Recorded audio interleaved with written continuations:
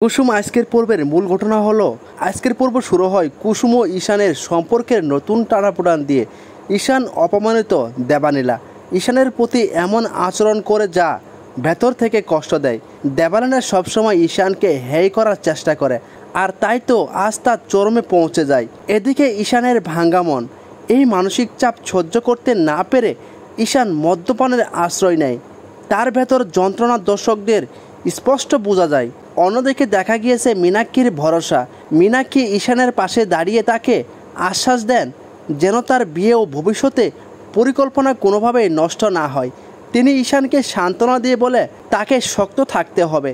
এদিকে কুসুমও দ্বিধায়। কুসুমও বুঝতে পারে ঈশানের জীবনে নতুন অন্ধকার নেমে এসেছে। সে কি ঈশানের পাশে দাঁড়াতে পারবে, নাকি সম্পর্কের ভাঙ্গন আরও গভীর হবে? তো বন্ধুরা, আজকের পর্বের মূল ফোকাস ছিল ঈশানের মানসিক অবস্থা, দেবালিনাকে কেন্দ্র করে তার অপমান, আর মীনাক্ষীর সহমর্মিতা।